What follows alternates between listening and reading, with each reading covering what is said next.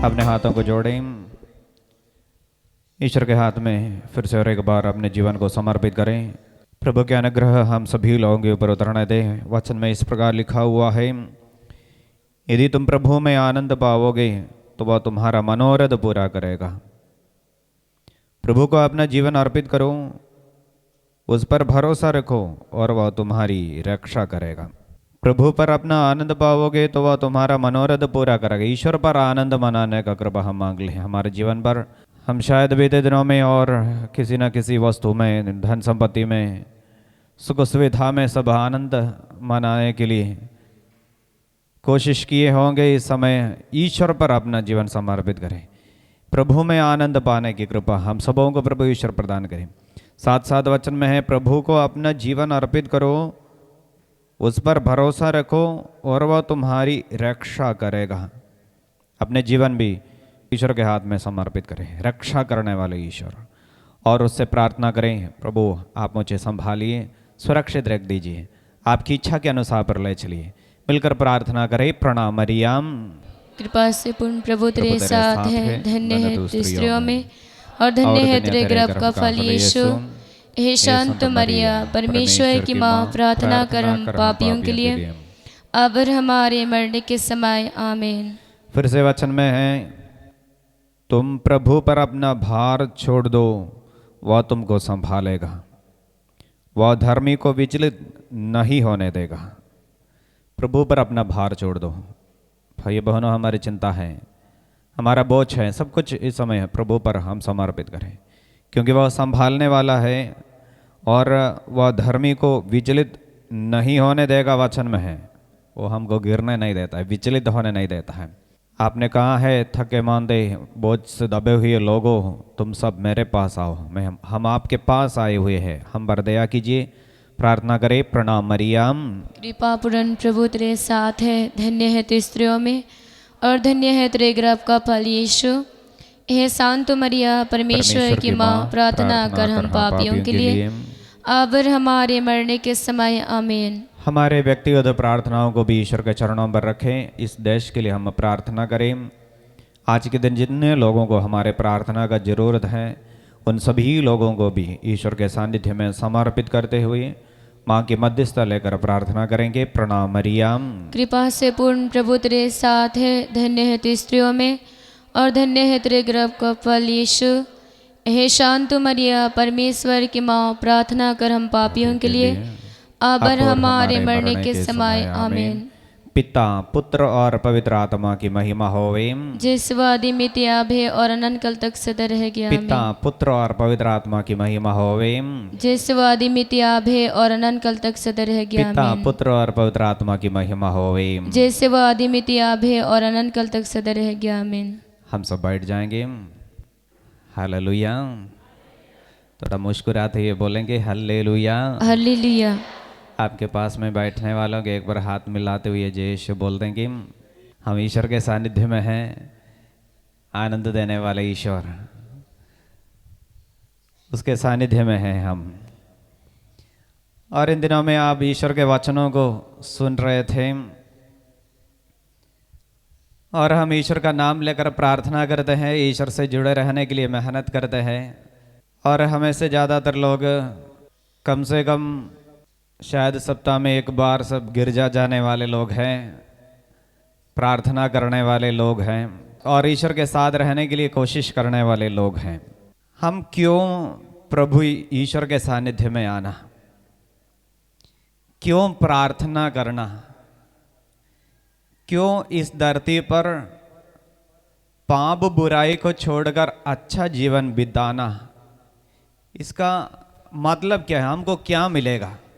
हमको मालूम है हम जो भी करते हैं उससे कुछ वापस पाते हैं या पाने की इच्छा रखते हुए हम करते हैं। मान लीजिए आप अपने बच्चों को स्कूल भेजते हैं, वहाँ आपको बहुत खर्चा करना पड़ता है।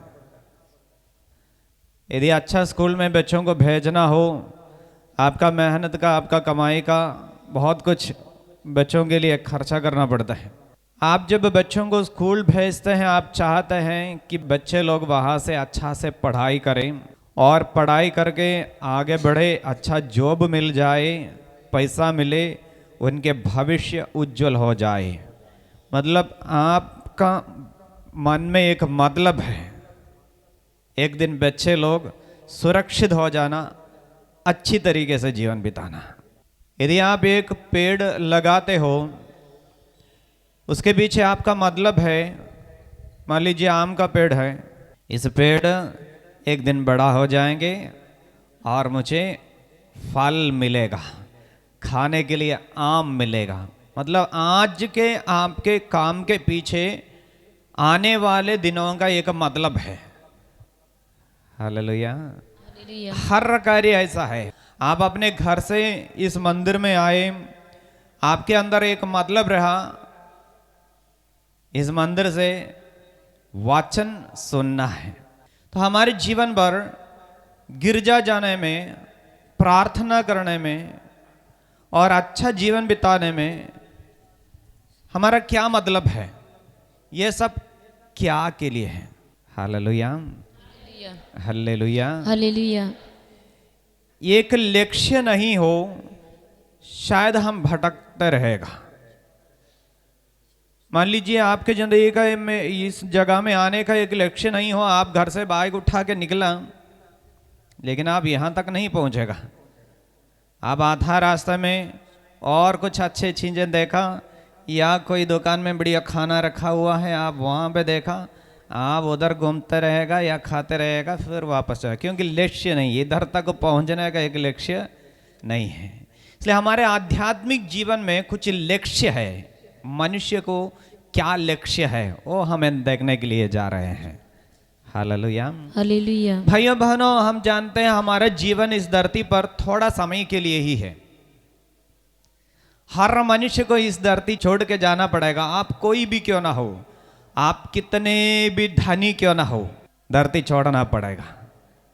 Hallelujah, hallelujah. राजा अलेक्जेंडर, आपको मालूम है, राजा अलेक्जेंडर युद्ध करते हुए बहुत कुछ अपनाया था, बहुत देश अपने अधीनता में लेके आए, लेकिन उसके बारे में कहते हैं छोटा उम्र में ही वह बीमार हो गए। बीमार हो गए, उनको मालूम हो गया कि वो मर जाएगा। तब राजा लोगों से कहा, जब मैं मर जाऊंगा, मेरा लाश जब पेटी में रखेंगे, मेरा दोनों हाथ बाहर डाल देना, ताकि लोगों को समझ में आ जाए ये राजा तो बहुत कुछ अपनाया था, बहुत देश अपनाए, पैसा बहुत कुछ अपनाए, सोना चांदी सब कुछ है, लेकिन खाली हाथ जा रहे हैं। शायद समय से पहले या बुढ़ापे तक पहुंचने से पहले उसको इस धरती से जाना पड़ा। इसलिए मनुष्य का बुलाहट कब है हमें एग्जैक्टली बोलने नहीं सकेगा। हर व्यक्ति को इस धरती छोड़कर जाना पड़ता है। आप कितना भी पढ़े लिखे क्यों ना हो, शायद आप डॉक्टर हो सकता है, बहुत एक्सपर्ट हो सकता है, कोई भी हो, देश के प्रधानमंत्री हो सकता है, एक दिन सबको इस धरती छोड़ना है। इसलिए बाइबल हमें सिखाती है ये देश हमारा परदेश है। फिलिपियों के नाम संत पौलुस का पत्र अध्याय 3 में हम इसके बारे में पढ़ते हैं। अध्याय 3 का पद 20 में लिखा हुआ है, नया विधान में पेज नंबर 306, हमारा स्वदेश तो स्वर्ग है और हम स्वर्ग से आने वाले मुक्तिदाता प्रभु यीशु मसीह की राह देखते रहते हैं।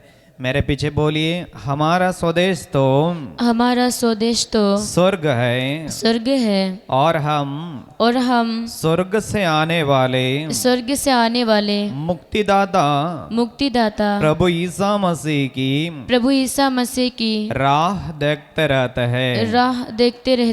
तो हमारा स्वदेश कहाँ है? स्वर्ग है। इस धरती पर आप सदा नहीं रहेगा। स्वदेश ये अपना देश, हम जो बोलता है अपना, स्वदेश मतलब अपना है। ये स्वदेश अपना देश हमारा जो है स्वर्ग में है, इस धरती पर नहीं है। इसलिए हम इंतजार करते हैं, राह देखते रहते हैं स्वर्ग से आने वाले उस मुक्तिदाता प्रभु ईसा मसीह की राह देखते रहते, इंतजार करते, उस ईसा मसीह का इंतजार करने वाले। क्योंकि लिखा है आगे, वह जिस सामर्थ्य द्वारा सब कुछ अपने अधीन कर सकते हैं, उसी के द्वारा वह हमारे तुच्छ शरीर का रूपांतरण करेंगे और उसे अपने महिमामय शरीर के अनुरूप बना देंगे। तो हमारे शरीर के बारे में भी बता दे रहे हैं कि ये शरीर का क्या होगा।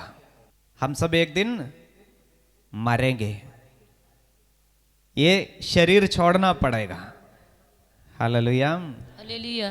ये शरीर छोड़ने के बाद क्या है, मरने के बाद क्या है, इसके बारे में भी हमें सोचना पड़ता है। भाइयों बहनों, हम केवल एक शरीर मात्र नहीं है, हमें आत्मा भी है। शरीर तो मरता है लेकिन आत्मा मरते नहीं है। हालेलुया। शरीर खत्म होता है लेकिन आत्मा खत्म नहीं होता है। इसलिए खत्म, यदि आत्मा नहीं मरता है, आत्मा खत्म नहीं होता है, तो मृत्यु के बाद हम इस धरती पे जब मरेगा, मरने के बाद फिर आत्मा का क्या होता है, वो कहाँ चले जाते हैं?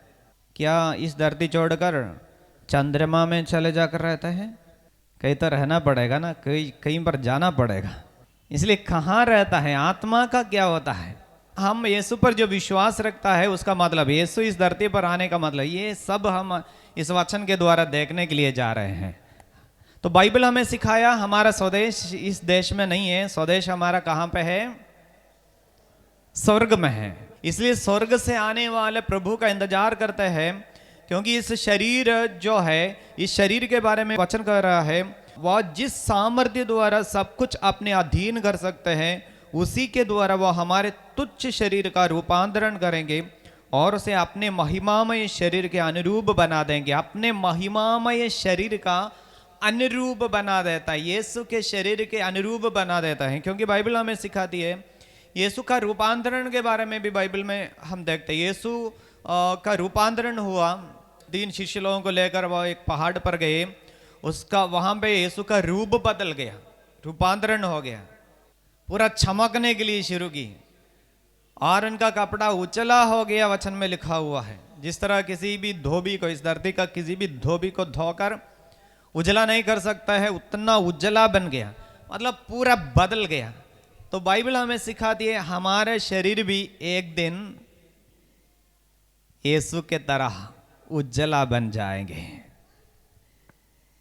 इसलिए हमारे जीवन के मतलब, यीशु के साथ जुड़े रहने का जीवन के मतलब के बारे में भी बाइबल हमें सिखाती है। कुरिन्थियों के नाम संत पौलुस का पहला पत्र उसका 15 हमारे पुनरुत्थान के बारे में बताते, पुनरुत्थान, मृतकों के पुनरुत्थान के बारे में बता देता है। मरने के बाद फिर एक जीवन है, उसके बारे में बता देते हैं। हर रिलीजियन आत्मा में विश्वास करता है, हर रिलीजियन आत्मा में विश्वास करता है, मरने के बाद एक जीवन है, हर रिलीजियन विश्वास करता है। हिंदुइज्म में देखो, वहाँ में भी इस विश्वास है, आत्मा के लिए प्रार्थना करते हैं, पूजा करते हैं, बलि चढ़ाते हैं, सब कुछ करते हैं। कम से कम वे साल में एक बार जो मर गए हैं उनके लिए पूजा करते हैं, उनके लिए जो देना है दे देता है। मुस्लिम लोग भी विश्वास करते हैं मरने के बाद एक जीवन है, आत्मा स्वर्ग जाएगा, इसके लिए मेहनत करते हैं। बुद्धिस्ट हर रिलीजियन में है, और जिनका कोई रिलीजियन बोलने के लिए नहीं है वे भी करता है। सरना रिलीजियन आदिवासियों के बीच में जो है, वे भी मरने के बाद आत्माओं के लिए प्रार्थना करते हैं, पूर्वजों के लिए बलि चढ़ाते हैं।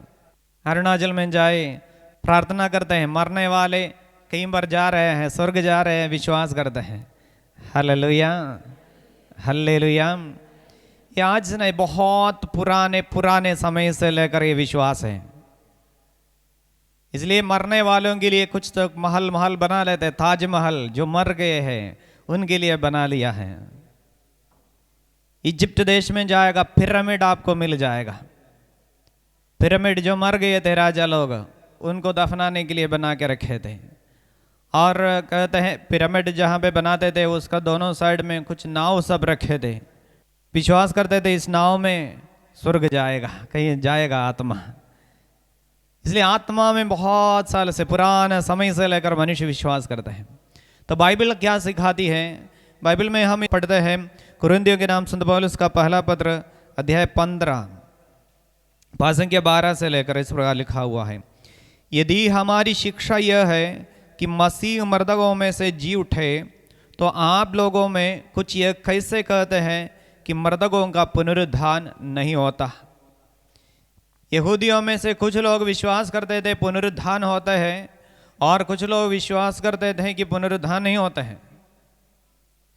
इसलिए यीशु के पास वे आकर एक सवाल उठाए, जो पुनरुत्थान में विश्वास नहीं करते हैं, वे यीशु के पास आकर यीशु से एक सवाल उठाए, पूछा, यहूदियों के नियम के अनुसार एक व्यक्ति शादी करके निसंतान मर गया हो तो उसके भाई को उस विधवा को स्वीकार करने का था और उसके लिए संतान उत्पन्न करने का था।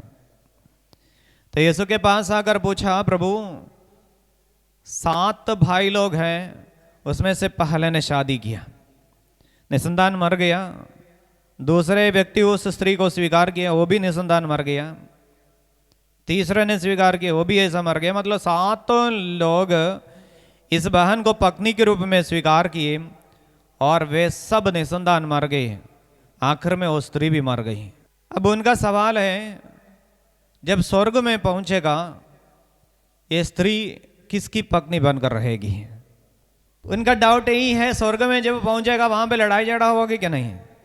ये स्त्री के बारे में एक बताएं, ये तो पहली बार मैं शादी किया था, दूसरे बोले ये भी मेरी पत्नी बनकर रही है, और तीसरे बोले हाँ ये भी मेरी भी पत्नी बनकर रही है, इसलिए उधर शेयर करना पड़ेगा, लड़ाई झगड़ा होगा। यीशु बताते हैं तुम लोग ना तो धर्म ग्रंथ जानते हैं, इसलिए हैं स्वर्ग में कोई शादी करते नहीं है, कराते नहीं है, शादी में नहीं दिया जाता है। वहां पे सब स्वर्ग दूतों की तरह रहेगा, वहां पे शादी का कोई जरूरत नहीं है।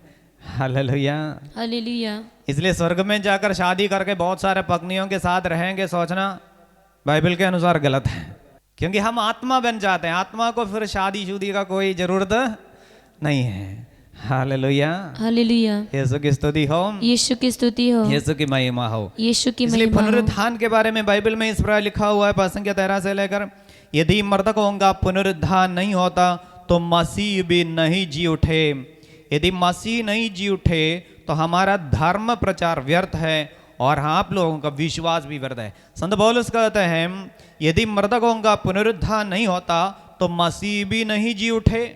पुनरुत्थान नहीं होता है तो मसीह भी जी उठा नहीं है। हम तो विश्वास करते हैं उनका मृत्यु के बाद तीसरा दिन वो जी उठा है। यदि पुनरुत्थान नहीं है तो वो कैसे जी उठेगा? और यदि मसीह नहीं जी उठे तो हमारा धर्म प्रचार व्यर्थ है। आपके सामने खड़े होकर हम ये भाषण देना ये सब व्यर्थ है, धर्म का प्रचार करना ये सब व्यर्थ है, और आप लोगों का विश्वास भी व्यर्थ है। आप बेकार में आकर बैठे हुए हैं। इसलिए इसको बता दे रहा है 5:19 में को कहते हैं यदि मसीह पर हमारा भरोसा इस जीवन तक ही सीमित है तो हम सब मनुष्यों में सबसे अधिक दयनीय है। यदि मसीह पर हमारा भरोसा इस जीवन तक ही सीमित है, यदि टेम्पररी लाइफ के लिए इस धरती का केवल कुछ दिन के लिए हम मसीह पर भरोसा रखता है कि बाइबल हमें सिखाती है मसीह पर हमारा भरोसा इस जीवन तक ही सीमित है तो हम सब मनुष्यों में सबसे अधिक दयनीय, सब मनुष्यों में सबसे अधिक दयनीय बन जाते हैं। क्योंकि यहाँ पे आपको हम कई बात सिखाए हैं इन दिनों में, बुराई नहीं करना, चोरी नहीं करना, व्यभिचार नहीं करना, लड़ाई झगड़ा नहीं करना है, अच्छा जीवन बिताओ, आपके पास जो है उससे आप खुशी से रहना है, एक दूसरे का आदर करना है, सम्मान करना है, प्रार्थना करना है, ये सारे बातें आपको सिखाया। बस यदि आपका जीवन इस धरती पर थोड़ा समय के लिए ही है, ये सब कोई मतलब का नहीं बनता है। Hallelujah hallelujah. जैसे आप चाहते हो वैसे आपको जी सकता है, क्योंकि मैक्सिमम एंजॉय कर सकते हैं। ये जीवन थोड़ा समय के लिए ही हो, आप क्यों एक दूसरे का आदर करना है, एक दूसरे का सम्मान क्यों करना है, आप क्यों अच्छा जीवन बिताने के लिए कोशिश करना, आज की आपकी इच्छाओं को आप क्यों छोड़ के रखना है? यदि आपकी इच्छा, आपका जीवन थोड़ा समय के लिए ही हो।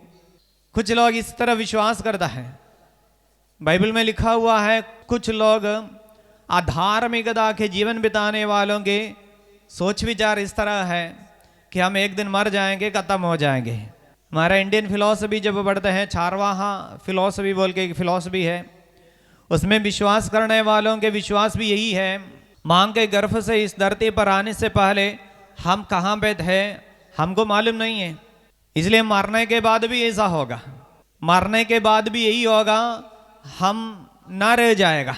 इसलिए इस धरती पर जो समय है, जीने का समय है, इस समय मैक्सिमम एंजॉय करो, खाओ पियो और मस्ती करो। वही कार्य बाइबल में भी लिखा हुआ है। प्रज्ञा ग्रंथ यदि आप पढ़ के सुनेगा, प्रज्ञा ग्रंथ अध्याय 2 पसंद के 1 से लेकर लिखा हुआ है, दुष्टों का जीवन दर्शन बोल के लिखा हुआ। दुष्ट लोग, इस धरती पर कुछ लोग दुष्ट बनकर रहता है, बुराई का जीवन बिताते हैं, एक दूसरे का आदर सम्मान नहीं करता है, बस वे अपने मौज मस्ती में जीवन बिताते हैं। उनके सोच विचार क्या है, उनका जीवन दर्शन, जीवन के बारे में वे किस तरह जीवन को देखता है, जिस तरह हम अपने जीवन को देखता है उस तरह हम आचरण भी करेगा। हालेलुया। इसलिए दुष्टों का जीवन दर्शन वहां पे लिखा हुआ है। 1 से लेकर मैं आपको पढ़ के सुना रहा हूं। विधर्मी कुतर्क करते हुए आपस में ये कहते थे, हमारा जीवन अल्पकालिक और दुखमय है, जब मनुष्य मरने को है तो कोई उपचार नहीं, और हमारी जानकारी में कोई कभी अधोलोक से नहीं लौटा।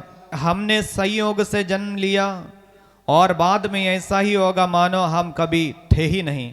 हमारी सांस मात्र धुआं है और हमारे विचार हमारे हृदय के धड़कन की चिंगारी। चिंगारी बुझ जाने पर शरीर राख बनेगा और प्राण शून्य आकाश में लुप्त हो जाएंगे। हमारा नाम समय पाकर भुला दिया जाएगा, हमारे कार्यों को कोई भी याद नहीं करेगा। हमारा जीवन बादल के मार्ग की तरह मिट जाएगा, वह कुहरे की तरह विलीन हो जाएंगे जो सूर्य की किरणों से चितराता और उसकी गर्मी से लुप्त हो जाता है। मतलब ये सब बोल बोल कर उन लोग आगे बढ़ते जा रहे हैं, आगे बोलते जा रहे हैं। वे कहते हैं हमारा जीवन यहाँ पे अल्पकालिक है, हमने संयोग से जन्म लिया और बाद में भी ऐसा होगा मानो हम कभी थे ही नहीं। हमारे सांस मात्र धुआं है, हमारे विचार हमारे हृदय की धड़कन की चिंगारी, बस इतना ही है, टेम्पररी है, कुछ समय के लिए इस धरती पर है, इसके बाद खत्म हो जाएगा। जिस तरह बादल सूर्य के प्रकाश जब आने के बाद खत्म हो जाता है, दिखाई नहीं देता है, वैसे होगा। Hallelujah, hallelujah. इसलिए वे क्या सोचता है, यदि आज हमारा जीवन इस तरह हो तो हमें जीवन किस तरह बिताना है। पासिंग 6 से लेकर वो कहते हैं, इसलिए आओ हम जब तक जवान है उत्सुकता से वर्तमान की अच्छी चीजों का उपभोग करें। जब तक हम जवान हैं, हमारे शरीर में शक्ति है, हम उत्सुकता से क्या करें, उत्सुकता से वर्तमान की अच्छी चीजों का उपभोग करें। आज हमारे पास जो है उसका सब अच्छी तरह से उपभोग करना, मौज मस्ती में रहना है। हम उत्तम अंगूरी और इत्र का पूरा पूरा आनंद उठाए, हम वसंत के फूल हाथ से ना जाने दें, इससे पहले कि गुलाब की कलियां मुरझाए और हम उनका मुकुट गूंद कर पहन लें। कोई भी हमारे आनंदोत्सव से अलग ना रहे। हम सर्वत्र अपने आमोद प्रमोद की निशानी छोड़े, क्योंकि यही हमारा हिस्सा है, यही हमारा भाग्य है। हम दरिद्र धर्मात्मा पर अत्याचार करें, हम विधवा को भी नहीं छोड़े और वृद्ध के पक्के बाल का आदर नहीं करें। हमारी शक्ति हमारे न्याय का मापदंड हो, क्योंकि दुर्बलता किसी काम की नहीं। मतलब उनका सोच विचार है कल हमारा जीवन खत्म हो जाएगा, बूढ़ा बूढ़ी हो जाने से कोई फायदा नहीं है। इसलिए मैक्सिमम एंजॉयमेंट, जब हम युवावस्था में हैं उस समय मैक्सिमम मौज मस्ती करना। हम उत्तम अंगूरी पिए, बढ़िया बढ़िया नशा पीना है। हालेलुया, पूरा नशा में घूमना है, मौज मस्ती करना है। और क्या है, हम आनंदोत्सव में से अलग ना रहे, कोई भी आनंदोत्सव से अलग ना रहे, क्योंकि कल तो मरना है। किसी का भी आदर सम्मान करने का जरूरत नहीं है। हम दरिद्र धर्मात्मा पर अत्याचार करें, हम विधवा को भी नहीं छोड़े। दरिद्र धर्मात्मा, अच्छा जीवन बिताने वाले लोग दरिद्र, इनको सब मानना नहीं, कोई प्रॉब्लम नहीं है, उनको छोड़ो, खत्म करो। विधवा को भी नहीं छोड़े, वृद्ध के पक्के बाल का आदर नहीं करें। वृद्ध लोग वो सब खत्म हो गया, उसका टाइम पार हो गया, वो तो हमारा जमाना का नहीं है। इसलिए उनका वो जो बोलना सब हमें सुनना नहीं है। बस मैक्सिमम एंजॉय करो आज का दिन। Hallelujah, hallelujah, hallelujah, hallelujah. लेकिन बाइबल हमें सिखाती है, 21 से लेकर लिखा हुआ है, प्रज्ञा ग्रंथ 2 का 21 से लेकर, वे ऐसा सोचते थे किंतु यह उनकी भूल थी। उनकी दुष्टता ने उन्हें अंधा बना दिया था। वे ईश्वर के रहस्य नहीं जानते थे। वे न तो धर्मात्मा के प्रतिफल में विश्वास करते थे और न धर्मात्माओं के पुरस्कार में। देखो, उनके सोच विचार गलत था। बाइबल हमें सिखा दिए, इस धरती पर जो अन्याय का जीवन बिताते हैं, मौज मस्ती के लिए ही केवल जीवन बिताते हैं, धार्मिकता का जीवन पर भरोसा नहीं रखते हैं, अधार्मिकता में जीवन बिताते हैं, उनका सोच विचार गलत है। वे ना तो धर्मात्मा के पुरस्कार पर, ईश्वर देने वाले एक पुरस्कार है, उस पुरस्कार पर भरोसा नहीं रखा। उनका चिंता गलत चिंता रहा। इसलिए अध्याय 3 का, प्रज्ञा ग्रंथ अध्याय 3 का 1 से लेकर लिखा हुआ है, धर्मियों की आत्माएं ईश्वर के हाथ में है, उन्हें कभी कोई कष्ट नहीं होगा। बोलिए मेरे पीछे, धर्मियों की आत्माएं, धर्मियों की आत्माएं ईश्वर के हाथ में है, ईश्वर के हाथ में है, उन्हें कभी कोई कष्ट नहीं होगा। कष्ट नहीं होगा। तो किसकी आत्मा ईश्वर के हाथ में है? धर्मियों की आत्मा। इस धरती पर जो धार्मिकता का जीवन बिताते हैं, उनके आत्मा का एक जीवन है। आत्मा के मरने के बाद आत्मा कहाँ जाएगा? धार्मिकता का जीवन बिताने वाले, अच्छे जीवन बिताने वाले के आत्मा किसके हाथ में पहुंचेगा? स्वर्ग राज्य में, ईश्वर के पास पहुंचाएगा।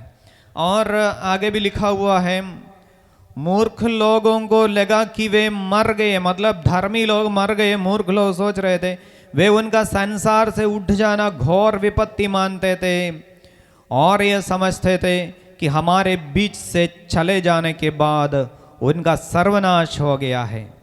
किंतु धर्मियों को शांति का निवास मिला है। धर्मियों को शांति का निवास मिला है, बाइबल में लिखा हुआ है। जोर से बोलिए हल्लेलुया, हालेलुया, हल्लेलुया, हालेलुया। इसलिए भाइयों बहनों, हमारे विश्वास के अनुसार इस धरती पर हम एक बार जन्म लेंगे और एक बार मरेंगे। क्रिश्चियन विश्वास के अनुसार बार बार जन्म नहीं होता है, एक ही बार जन्म लेना है और एक ही बार मरना है। इसलिए और चांस नहीं है। यदि एक ही बार जन्म लेना हो, एक ही बार मरना हो, बाइबल हमें सिखाती है मरने के बाद स्वर्ग जा सकता है। यदि स्वर्ग नहीं हो फिर कहां जा सकता है? हम यूहन्ना का सुसमाचार अध्याय 5 में इस प्रकार पढ़ते हैं, 28 से लेकर लिखा हुआ है। प्रभु यीशु पुनरुत्थान के बारे में जब सिखा रहे हैं, वहां पे बताता है, इस पर आश्चर्य ना करो, वह समय आ रहा है जब वे सब जो कब्र में हैं उसकी वाणी सुनकर निकल आएंगे। सत्कर्मी जीवन के लिए पुनर्जीवित हो जाएंगे और कुकर्मी नरक दंड के लिए। तो दो जगह के बारे में यहां पे वचन में यीशु खुद कह रहा है, एक पुनर्जीवन है और वहां पे सत्कर्मी जीवन के लिए पुनर्जीवित हो जाएंगे और कुकर्मी नरक दंड के लिए। मेरे पीछे बोलिए, सत्कर्मी जीवन के लिए पुनर्जीवित हो जाएंगे और कुकर्मी नरक दंड के लिए। Hallelujah, hallelujah, hallelujah, hallelujah. तो दो जगह के बारे में यहाँ पे बता दे रहे हैं, सत्कर्म करने वाले कहाँ जाएंगे? जीवन के लिए पुनर्जीवित हो जाएगा, स्वर्ग राज्य उनको मिलेगा। और कुकर्मी, बुराई का जीवन बिताने वाले नरक दंड के लिए, मतलब स्वर्ग और नरक, दो जगह बता देता है। आपको मृत्यु के बाद दो जगह जा सकता है, स्वर्ग या तो नरक। हालेलुया, हालेलुया, यीशु की स्तुति हो, यीशु की तो स्तुति ये हो। आत्मा को दो जगह जा सकता है। मरने के बाद एक व्यक्ति का आत्मा दो जगह जाएंगे। कहां कहां जाएंगे? स्वर्ग और नरक। अभी हमको सोचना है मृत्यु के बाद मुझे कहां जाना है। इसलिए ऑप्शन इस धरती में है, आपको चुनना है। कब चुनना है? अब आप जब जीवित है, यही आपके लिए उपयुक्त समय है। यही आपके लिए उपयुक्त समय है, क्योंकि वचन में लिखा हुआ है सत्कर्मी। सत्कर्मी कौन कौन स्वर्ग जाएगा? सत्कर्मी। सत्कर्मी मतलब अच्छा कर्म करने वाले, है ना? अच्छा कर्म करने वाले। अच्छा कर्म आपको कब कर सकता है? मरने के बाद कर सकता है क्या? नहीं है। अच्छा कर्म आपको करना है आज जब आप जीवित हैं, तब आपको अच्छा कर्म करना पड़ेगा, आपके लिए स्वर्ग का द्वार खुलेगा। यदि ये टेम्पररी कुछ दिन का जीवन में आपका विचार ऐसा है कल हमको मरना है, इसलिए मैक्सिमम एंजॉय करो सोचकर आप भोग विलास में जीवन बिताएगा, बुराई में जीवन बिताएगा, एक दूसरे का आदर नहीं करता है, इसी प्रकार अधार्मिकता का जीवन बिताएगा, बाइबल हमें सिखाती है कि आपको नरक में जाना पड़ेगा, नरक दंड के लिए जाना पड़ेगा। हालेलुया, हालेलुया, यीशु की स्तुति हो, यीशु की स्तुति इसलिए हो। ये समय हमारा जो है बहुत मूल्यवान है। थेसलोनिकियों के नाम संत पौलुस का पहला पत्र अध्याय 4 का पद संख्या 14 में भी इस बात को हम देख रहे हैं। थेसलोनिकियों के नाम संत पौलुस का पहला पत्र अध्याय 4 का पद संख्या 14 में भी हम इसी को देखते हैं। मैं पढ़ के सुनाऊंगा। हम तो विश्वास करते हैं ईसा मर गए और फिर जी उठे। जो ईसा में विश्वास करते हुए मरे, ईश्वर उन्हें उसी तरह ईसा के साथ पुनर्जीवित कर देगा। ईसा मसीह मर गए और फिर जी उठे। जो ईसा में विश्वास करते हुए मरे, ईश्वर उन्हें उसी तरह ईसा के साथ पुनर्जीवित कर देगा। यीशु मसीह हमारे रक्षक, हम जिस यीशु पर भरोसा रखता है, उस यीशु मसीह जिस तरह जी उठा है, उस तरह हमें भी एक दिन जी उठना पड़ेगा। या ईश्वर के साथ रहते उस पर विश्वास रखता है, वह हमें स्वर्ग की ओर ले जाएंगे। Hallelujah, hallelujah. तो पिता परमेश्वर अपने पुत्र यीशु मसीह को इस धरती पर भेजा। क्या मतलब के लिए भेजा? मैं आपको बताया, आप अपने बच्चों को स्कूल भेजते समय आपको एक मतलब है, ये बच्चे लोग अच्छा से पढ़ाई करके कुछ जॉब कमाए, ये एक योजना है, योजना रखते हुए आप भेज रहा है। तो पिता परमेश्वर अपने पुत्र को यीशु मसीह को इस धरती पर क्यों भेजा? बस ऐसा एक बार जाके घूम के आ जाए, पूरा देख के आ जाए, पिकनिक मना के आ जाए, ऐसा सोचकर भेजा नहीं। एक लक्ष्य रहा। यीशु मसीह इस धरती पर आया हो, कष्ट सहकर क्रूस पर मरा हो, इसके पीछे एक लक्ष्य था। लक्ष्य क्या था? हम मनुष्य पाप करते हुए, ईश्वर की आज्ञा का उल्लंघन करते हुए हम गुलाम बन गए थे। किसका गुलाम बन गए थे? शैतान के गुलाम बन गए थे। पाप करने वाले उसके अधीनता में रहता है। पाप करने वाले ईश्वर के राज्य के अधिकारी नहीं बनता है, बाइबल में लिखा हुआ है। इसलिए जब हम पाप करते हुए, ईश्वर की आज्ञा का उल्लंघन करते हुए, पाप करते हुए ईश्वर के सामने से दूर भागे, हम शैतान के अधीनता में आ गए, गुलाम बन गए। हमारे आत्मा को उनके गुलामी से निकालने के लिए और हमारी आत्मा को हमारे पाप के दंड से मुक्ति दिलाने के लिए प्रभु यीशु मसीह हमारे पापों को अपने ऊपर उठाते हुए क्रूस पर मरा। और उसका एक मतलब है कि हमारी आत्मा को बचाने का मतलब था, आनंद जीवन देने का मतलब था। आनंद जीवन, आनंद जीवन आपको मालूम है जिसका अंत नहीं होता है। Hallelujah, hallelujah. इसलिए बाइबल आनंद जीवन के बारे में बताती है। आत्मा को जीवन देने वाला बात बाइबल हमें सिखाती है। आत्मा का लक्ष्य हर समय, आत्मा का मतलब बाइबल में हम देखते हैं वचन सुनाने का मतलब, प्रार्थना करने का मतलब, अच्छा जीवन बिताने का मतलब, यीशु में जुड़े रहने का मतलब, ये सब हमारी आत्मा को स्वर्ग की ओर ले जाने का मतलब है।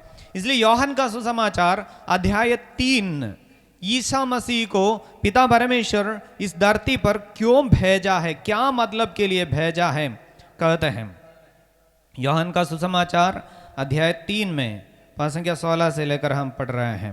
ईश्वर ने संसार को इतना प्यार किया कि उसने उसके लिए अपने एकलौते पुत्र को अर्पित कर दिया, जिससे जो उसमें विश्वास करता है उसका सर्वनाश ना हो बल्कि आनंद जीवन प्राप्त करे। क्या मिल जाए? उसका सर्वनाश ना हो बल्कि आनंद जीवन प्राप्त करे। मेरे पीछे बोलिए, जो उसमें विश्वास करता है, जो उसमें विश्वास करता है उसका सर्वनाश ना हो, उसका सर्वनाश ना हो बल्कि आनंद जीवन प्राप्त करे। अनंत जीवन प्राप्त करे। किसको आनंद जीवन है? जो उसमें विश्वास करता है। जो उसमें विश्वास करता है उनको आनंद जीवन, उसका सर्वनाश ना हो जाए बल्कि आनंद जीवन मिल जाए। क्योंकि पद संख्या 18 में यीशु बताते हैं, जो पुत्र में विश्वास करता है वह दोषी नहीं ठहराया जाता है, जो विश्वास नहीं करता वह दोषी ठहराया जा चुका है, क्योंकि वह ईश्वर के एकलौते पुत्र के नाम में विश्वास नहीं करता।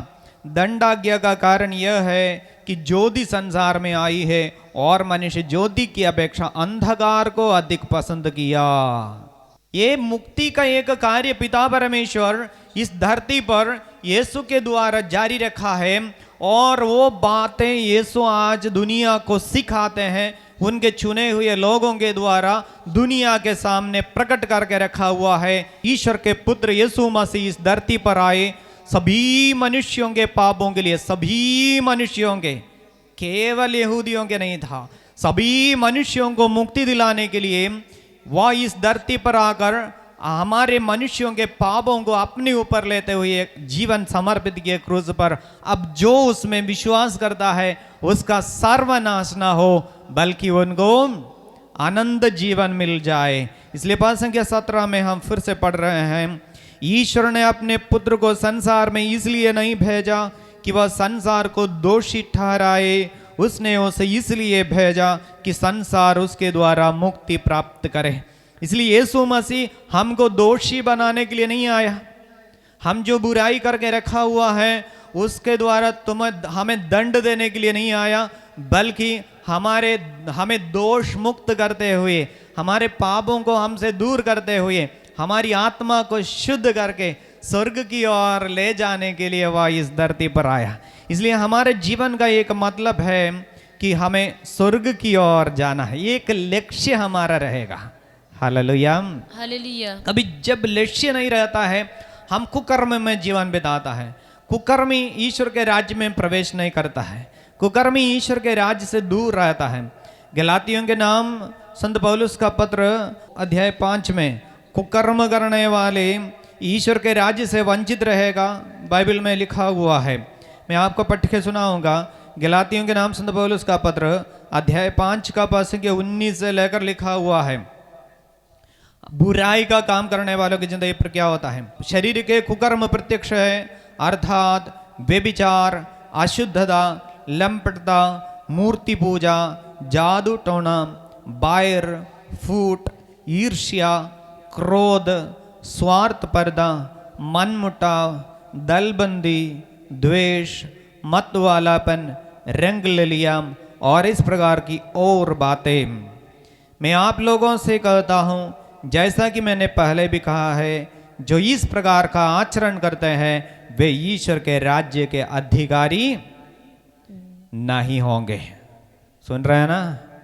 स्वर्ग जाना है सब बोल रहे हैं। इसलिए अभी का आपका आचरण, आज मैं किस तरह जीवन बिताता हूं,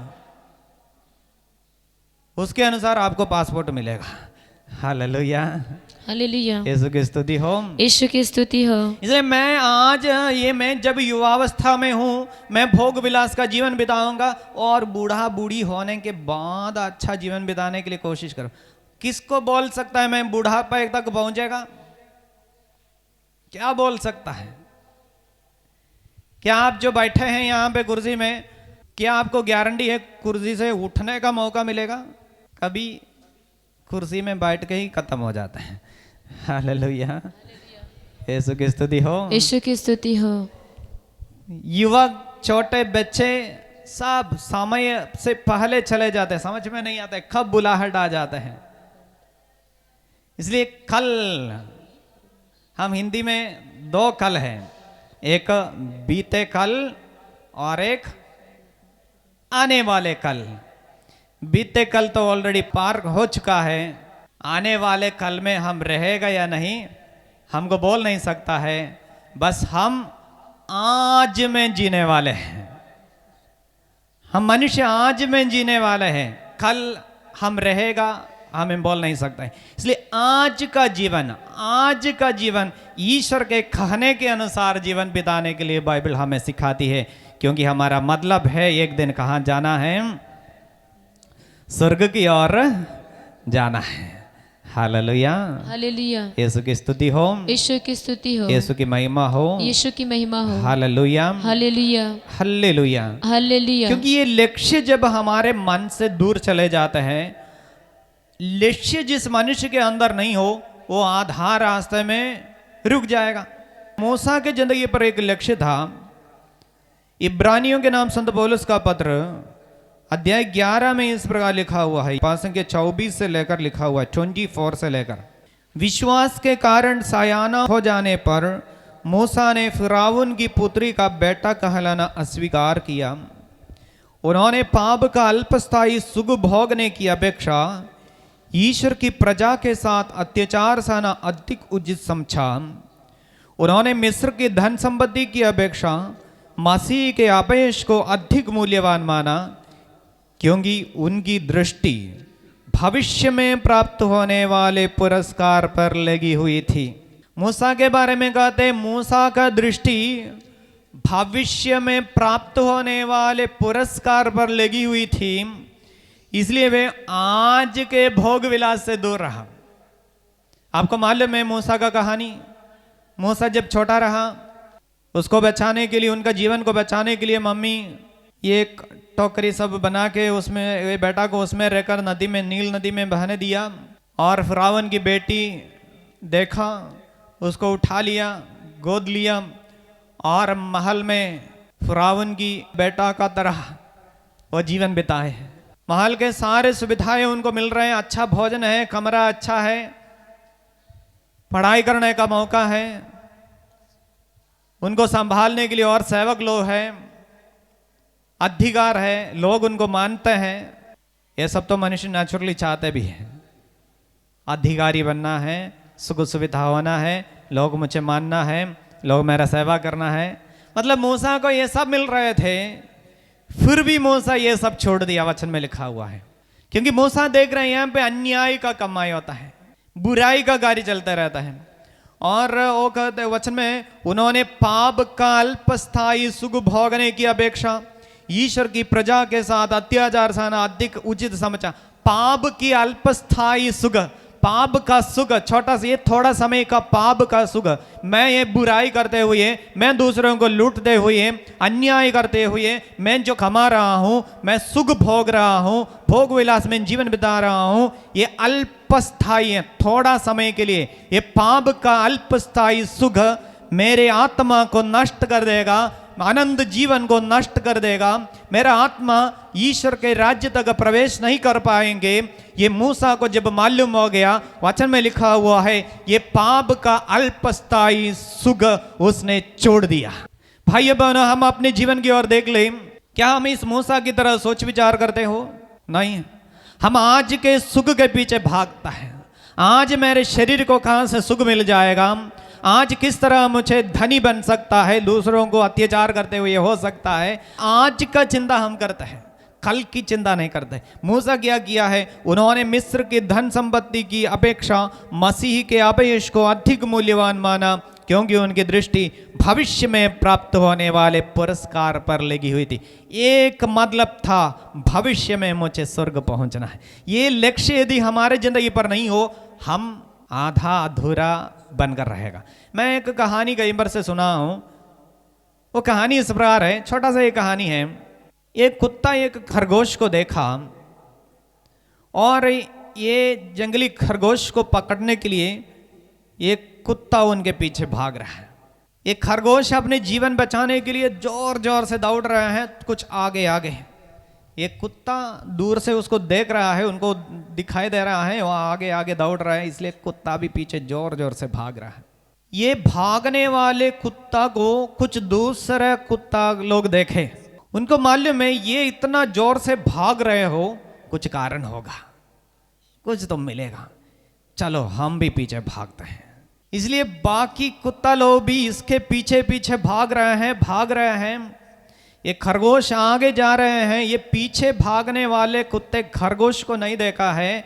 आगे जाने वाले कुत्ता का दृष्टि पूरा उस खरगोश में है, इसलिए वो थक जाने से भी रुकते नहीं है, वो जोर जोर जोर से, उसका एक मतलब है, लक्ष्य है उसको पकड़ना, इसलिए उसके पीछे भाग रहे हैं। लेकिन पीछे जाने वाले उसको देखा नहीं है। थोड़ा समय आगे बढ़े, धीरे से थकने शुरू किया, कुछ नहीं दिख रहा है, ये बेकार में दौड़ रहा है, हम क्यों इसके पीछे दौड़ना है। एक एक करके रुक गए, पीछे मोड़ के चले आए। Hallelujah, hallelujah, hallelujah. आगे दौड़ने वाले कुत्ता रुका नहीं है, क्योंकि उनका एक लक्ष्य है, दृष्टि है, उनका दृष्टि पूरा उस खरगोश में है, एक मतलब है। मुझे भी ये लगा हमारे जीवन में भी ये लक्ष्य नहीं रहता है, स्वर्ग राज्य का ये लक्ष्य नहीं हो, हम पीछे दौड़ने वाले एक कुत्ता की तरह बनकर रहेगा। क्योंकि मालूम नहीं है क्यों मैं गिरजा जाऊं, मैं क्यों बुराई को छोड़ना है, मैं क्यों अत्याचार को छोड़ना है, गलत जीवन गलत तरीका में क्यों छोड़ना है, मालूम नहीं, एक लक्ष्य नहीं है। मेरी आत्मा को बचाना है, ये लक्ष्य जब तक आपके अंदर नहीं हो, कोई धक्का देना पड़ता है आपको, बेटा जाओ ना गिरजा, प्रार्थना करो, कोई धक्का देना पड़ता है। धक्का देके कितना धक्का देगा, हाथ छोड़ेगा, आप नीचे गिरेगा। Hallelujah, hallelujah. क्योंकि आपको मालूम नहीं है मैं क्यों प्रार्थना करना, क्यों गिरजा जाना। बाइबल इसका बात हमें एग्जैक्टली सिखाती है कि हमारा मतलब क्या है, ईश्वर के साथ जुड़े रहने का मतलब आज का ये भोग विलास में क्यों छोड़ना है, क्योंकि मेरा शरीर केवल नहीं है, मुझे एक आत्मा भी है। मैं एक दिन मर जाऊंगा, मरने के बाद दो जगह जा सकता है, या तो स्वर्ग या नरक। यदि स्वर्ग जाना हो, मुझे ईश्वर के वचन के अनुसार पर इस धरती पर जीवन बिताना है, क्योंकि बाइबल का कई पाठ हम ऑलरेडी पढ़ के सुना है, अधार्मिकता का जीवन बिताने वाले ईश्वर के राज्य में प्रवेश नहीं करेंगे। Hallelujah, hallelujah. इसलिए प्रभु यीशु इस धरती पर आया और वो बातें हमें सिखाते गए। यीशु न्याय के दिन के बारे में भी हमको बताते हैं। मत्ती का सुसमाचार अध्याय 25 यदि आप पढ़ के देखेगा, मैं आपको 34 से लेकर थोड़ा कुछ पढ़ के सुनाऊंगा। तब राजा अपने दाएं के लोगों से कहेंगे, मेरे पिता की कृपा पात्रों, आओ और उस राज्य के अधिकारी बनो। आओ और किस राज्य के अधिकारी बनो, उस राज्य के अधिकारी बनो जो संसार के प्रारंभ से तुम लोगों के लिए तैयार किया गया है। क्योंकि मैं भूखा था और तुमने मुझे खिलाया, मैं प्यासा था और तुमने मुझे पिलाया, मैं परदेशी था और तुमने मुझको अपने यहाँ ठहराया, मैं नंगा था और तुमने मुझे पहनाया, मैं बीमार था और तुम मुझसे भेंट करने आए, मैं बंदी था और तुम मुझसे मिलने आए। इस पर धर्मी उनसे कहेंगे, प्रभु हमने कब आपको भूखा देखा और खिलाया, कब प्यासा देखा और पिलाया, हमने कब आपको परदेशी देखा और अपने यहाँ ठहराया, कब नंगा देखा और पहनाया, कब आपको बीमार या बंदी देखा और आपसे मिलने आए। राजा उन्हें यह उत्तर देंगे, मैं तुम लोगों से कहता हूँ, तुमने मेरे इन भाइयों में से किसी एक के लिए, चाहे वह कितना ही छोटा क्यों ना हो, जो कुछ किया है वह तुमने मेरे लिए ही किया है। मतलब हमारे इस धरती में हमारे साथ रहने वालों के साथ हम जो व्यवहार करते हैं वो ईश्वर के राज्य के लिए हमें योग्य बनाने वाला बात है। यदि हम इस बात को ध्यान में नहीं रखता, हम मनुष्य पर अत्याचार करते हुए जीवन बिताते हैं, वह हमें ईश्वर के राज्य से वंचित करके रखेगा, बाइबल हमें सिखाती है। हालेलुया, हालेलुया, यीशु की स्तुति हो। यीशु की स्तुति हो। 46 में आपको इस प्रकार में लिखा हुआ मैं पढ़ के सुनाऊंगा। और ये आनंद दंड भोगने के लिए जाएंगे, परंतु धर्मी आनंद जीवन में प्रवेश करेंगे। धर्मी आनंद जीवन के लिए, अधार्मिकता का जीवन बिताने वाले आनंद दंड भोगने के लिए जाएंगे। वचन में लिखा हुआ है आनंद दंड और आनंद जीवन। Hallelujah, hallelujah, hallelujah, hallelujah, hallelujah, hallelujah. इसलिए प्रभु यीशु हर समय हमें इस आनंद जीवन के बारे में सिखाते हैं। आनंद जीवन देने वाले बात यीशु सिखाया। इसलिए यीशु के हर कार्य में आनंद जीवन के बारे में देखते हैं। यूहन्ना का सुसमाचार यदि आप पढ़ के देखता है, यूहन्ना का सुसमाचार अध्याय 17 में यीशु एक प्रार्थना करता है। संख्या 2 से लेकर अपने शिष्यों के लिए प्रार्थना कर रहे हैं, और वहां में भी यीशु आनंद जीवन, इनका आनंद जीवन मिल जाए वो मतलब रखते हैं। तूने उसे समस्त मानव जाति पर अधिकार दिया है, मतलब यीशु मसीह को समस्त मानव जाति पर अधिकार मिल चुका है, जिससे वह उन सबों को आनंद जीवन प्रदान करे जिन्हें तूने उसे सौंपा है। वे तुझे एक ही सच्चे ईश्वर को और ईसा मसीह को जिसे तूने भेजा है जान ले, यही आनंद जीवन है। यीशु मसीह को जानना आनंद जीवन है, वचन में लिखा हुआ है। Hallelujah, hallelujah, hallelujah, hallelujah. इसलिए ये आनंद जीवन का मतलब हर समय प्रभु यीशु इस आनंद जीवन का मतलब अपने मन में रखा हुआ है। यूहन्ना का सुसमाचार अध्याय 6, वहां पे यीशु अपने शरीर और रक्त के बारे में सिखा के आ रहे हैं। वहां में भी प्रभु यीशु को पिता परमेश्वर इस धरती पर क्यों भेजा है और उसका मतलब क्या है, यह सब बता देता है।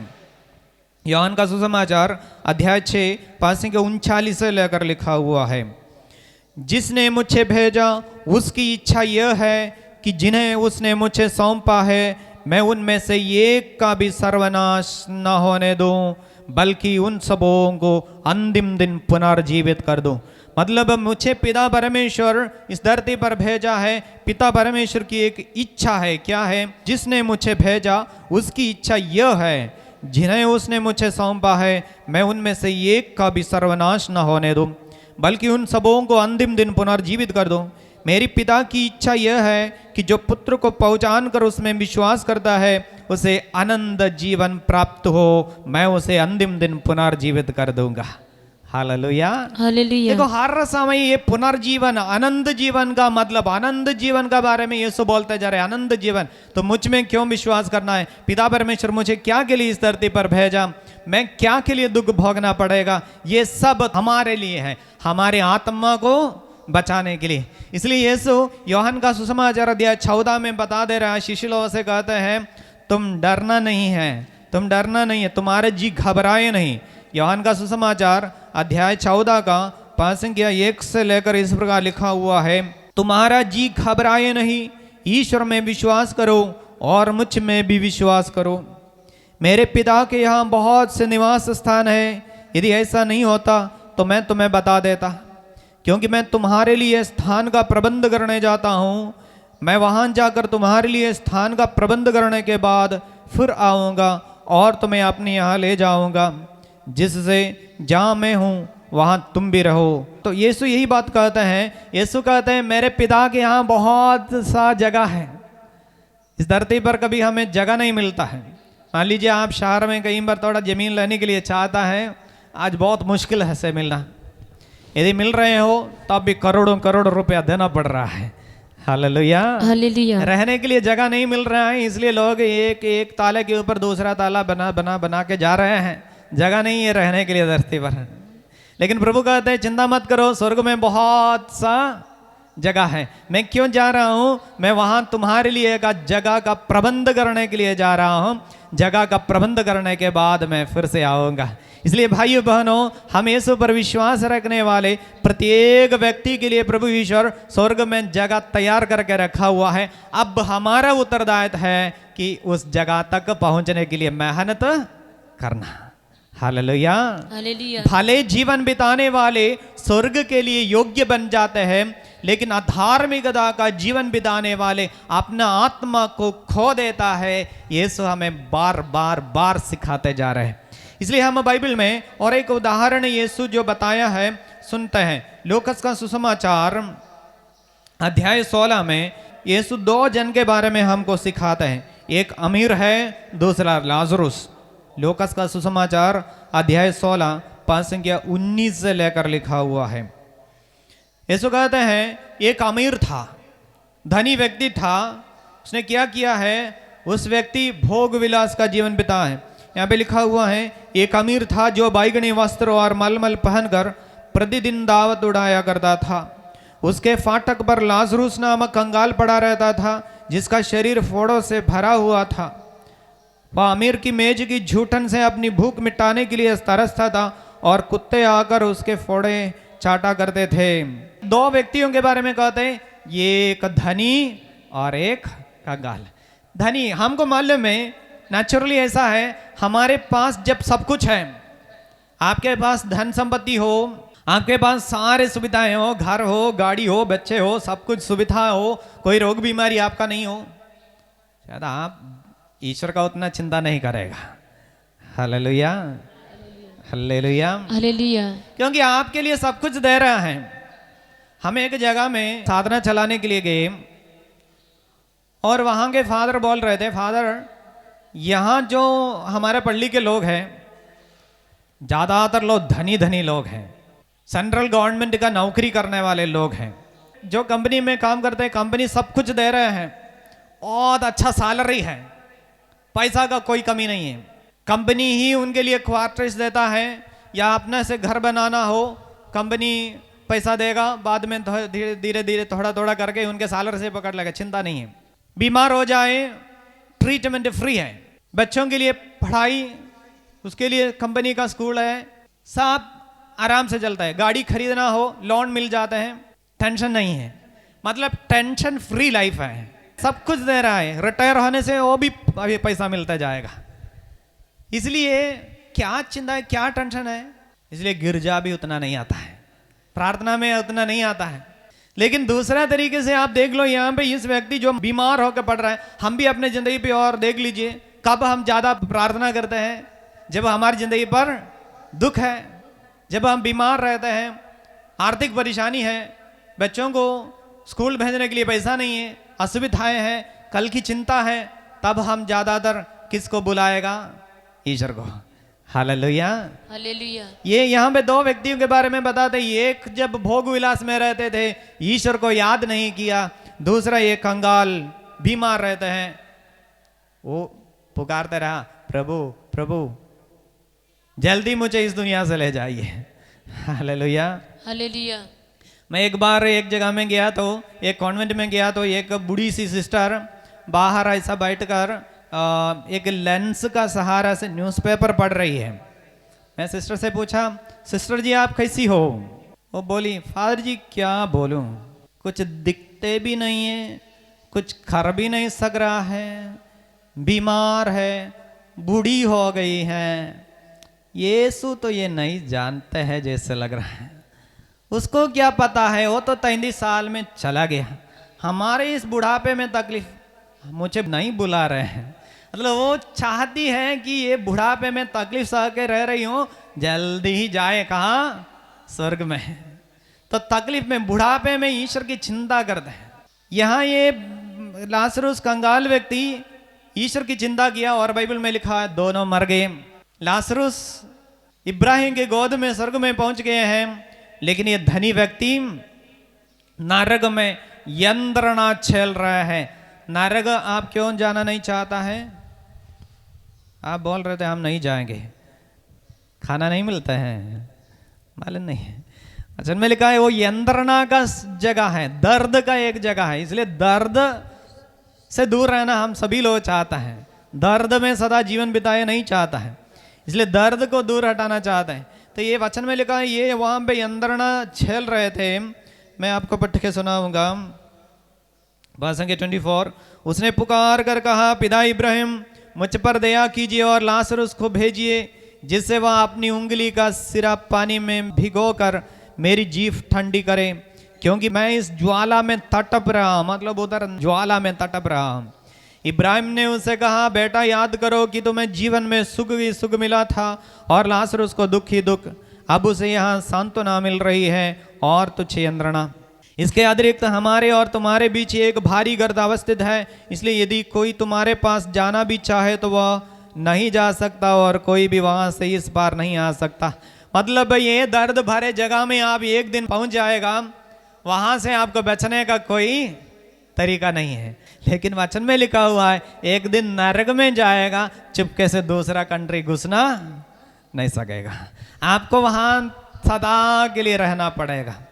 तब इस व्यक्ति इस प्रकार बता रहे हैं, उसने उत्तर दिया, पिता ऐसा है तो मेरा आपका एक निवेदन है, मैं तो कैसे भी हो इस जगह में पहुंच गया है, मुझे मालूम है अभी इतना दर्द सह रहा है, यहाँ रहने नहीं सकता है, असहनीय, एक बूंद पानी भी नहीं मिलता है, ये आग में मैं तड़प रहा हूँ, इस जगह में कोई भी ना आ जाए। इसलिए पिता मेरा एक निवेदन है, मेरा और 5 भाई लोग उस धरती पर हैं, जिस तरह मैं धरती पर रहते समय जीवन बिता रहे थे, वैसे वे भी भोग विलास का जीवन बिता रहे हैं, ईश्वर की चिंता नहीं करते हैं, वे बस आज का सुविधा में सुख सुविधा के पीछे चलते जा रहे हैं।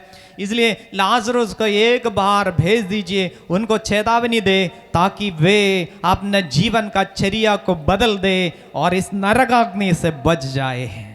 तब उनको क्या बताया गया है?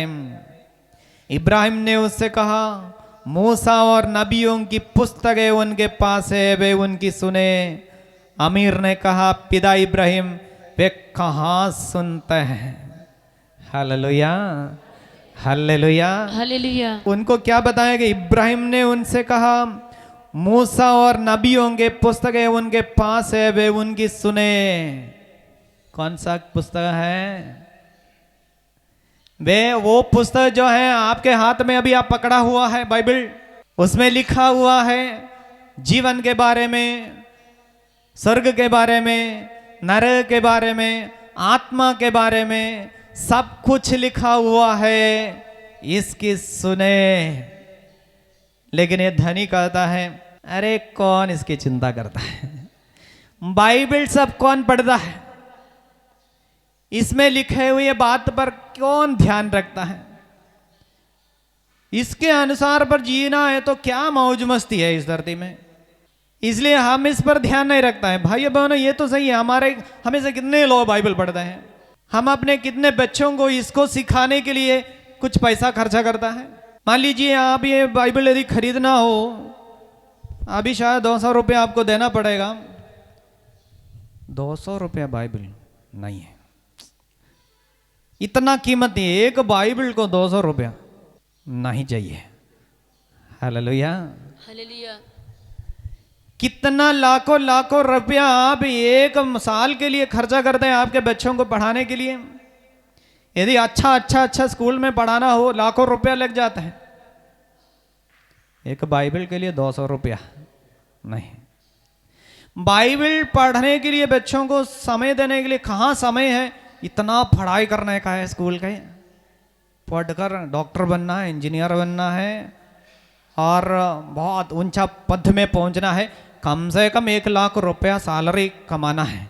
लेकिन ये जीवन का ग्रंथ है, आपके आत्मा को बचाने वाला ग्रंथ है, बाकी सब टेम्पररी है। आज के आपका ये दुनिया का पढ़ाई, आज के आपका जमीन, आज के आपका घर, आज के गाड़ी, आपका आज का सुख सुविधा सब कुछ दिन के लिए है, इसके बाद ये छोड़ना है। अनंत काल तक रहने का 2 जगह है, एक स्वर्ग या एक नरक।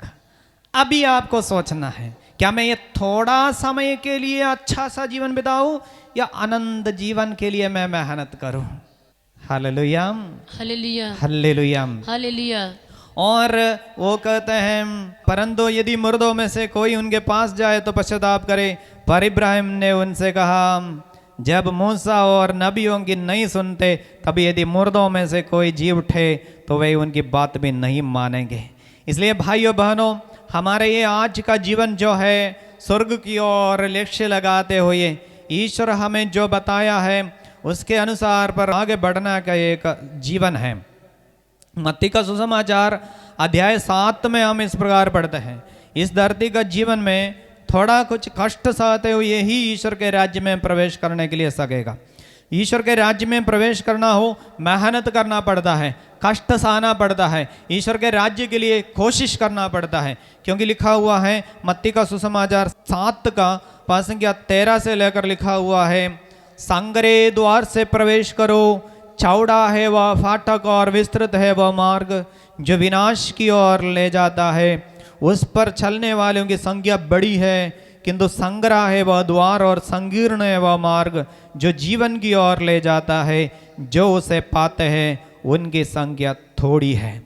तो वचन में लिखा है संगरे द्वार से प्रवेश करो, वो चौड़ा है वह फाटक और विस्तृत है वह मार्ग जो विनाश की ओर ले चलता है। विनाश की ओर ले जाने वाले मार्ग आज आपको अच्छा लगेगा। बुढ़ावा पुत्र पिता के घर में रहते समय उसको अच्छा नहीं लगा था, बाहर देखा अरे युवक लोग युवती लोग कितना मौज मस्ती कर रहे हैं, यहाँ पापा के घर में क्या मौज मस्ती है, चले जाएंगे। वो संग्रह मार्ग छोड़ दिया और उसने क्या किया है, वो चौड़ा मार्ग अपनाया, सुख सुविधा का भोग विलास का मार्ग। लेकिन थोड़ा समय के बाद उसको मालूम हो गया गलती हो गया, वहां से वो निकला, वहां से उठने का एक निश्चय किया। भाइयों बहनों, हम भी आज शायद उस विस्तृत मार्ग से जा रहे होंगे, चौड़ा मार्ग से चल रहे होंगे। अब निश्चय करना है, मेरे जिंदगी का एक मतलब है, मुझे एक दिन स्वर्ग पहुंचना, मेरी आत्मा को स्वर्ग की ओर पहुंचाना है। इसलिए लिखा है उस पर चलने वालों की संख्या बड़ी है। ये जो विस्तृत मार्ग से चलने वाले अनेक लोग ये सुख सुविधा के पीछे के रास्ते पर इस धरती पर जीवन बिताते हैं, और हमें सोचना है क्या मैं उसकी तरह रहूं, किंतु संग्रह है वह द्वार और संकीर्ण है वह मार्ग जीवन की ओर ले जाता है, जो उसे पाते हैं उनकी संख्या थोड़ी है। इसका मतलब भीड़ के पीछे न जाना। भीड़ हर समय चाहता है सुख सुविधा, लेकिन यीशु के पीछे जाना हो, वो कहते हैं अपना दैनिक जीवन का क्रूस उठाकर मेरा अनुसरण करें। वो क्रूस का एक रास्ता है, लेकिन उसका अंतिम जगह स्वर्ग में है, आनंद का एक जगह में है। लेकिन आज के भोग विलास आपको उस विनाश के गर्त तक पहुंचा देगा। हालेलुया। इसलिए हम क्रिश्चियन लोगों का मतलब, यदि आप गिरजा जाते हो, प्रार्थना करते हो, हम आपके लिए वचन सुनाते हो, यदि आपसे कहते हो पाप जोड़कर भाइयों बहनों अच्छे जीवन बिताओ, इसका एक मतलब है कि आपका आत्मा सदा के लिए नष्ट ना हो जाए। आपकी आत्मा एक दिन ईश्वर के हाथ में अनंत काल तक सुरक्षित रहने के लिए, आनंद के साथ रहने के लिए स्वर्ग पहुंच जाए। यही है हमारा मतलब।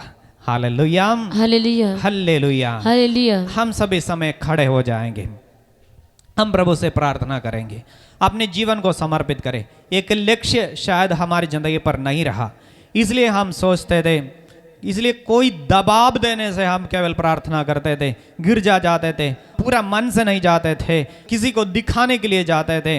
लेकिन अब मेरा एक जीवन का मतलब है, जिस तरह मूसा पापमय जीवन को छोड़ा, आज के अल्पकालिक सुख को छोड़ा और अनंत जीवन के लिए वो मेहनत किया, वैसे मेहनत करने का कृपा हम मांग ले। हाथों को जोड़ें, आंखें बंद करें, प्रार्थना करें। पिता परमेश्वर, आप यीशु मसीह को इस धरती पर भेजा, जिससे जो उसमें विश्वास करता है उसका सर्वनाश ना हो बल्कि अनंत जीवन प्राप्त करे। हाँ प्रभु, आप हमें बार बार इस वचन को सुनाते जा रहे हैं। हम इस धरती पर कई प्रकार के पाप में, भोग विलास में सब गिरते जाते हैं। यीशु, हम आपके सहायता मांगते हैं, हमारे जीवन का मतलब कभी हम भूल ना जाए। हमारी आत्मा को हम आपके हाथ में समर्पित करते हैं। आप अपने रक्त के कीमत पर हमको खरीदा हुआ है। हाँ प्रभु, अंधकार की शक्ति हमारे आत्मा को आपकी ओर से छीन कर लेना जाए। स्वर्ग राज्य के लिए परिश्रम करने का कृपा हमें दीजिए। माँ मरियम हमारी माँ, सदा हमारे लिए प्रार्थना कीजिए। प्रणाम मरियम, कृपा से पूर्ण प्रभु तेरे साथ है, धन्य है तू स्त्रियों में और धन्य है तेरे गर्भ का फल यीशु। हे शांत मरिया परमेश्वर की माँ, प्रार्थना कर हम पापियों के लिए अब और हमारे मरने के समय आमीन। पिता पुत्र और पवित्र आत्मा की महिमा होवे। जैसे वादी मिति आबे और अनंत कल तक शुद्ध रहेगी आमीन। क्रूस का चिन्ह। आमीन। जय यीशु।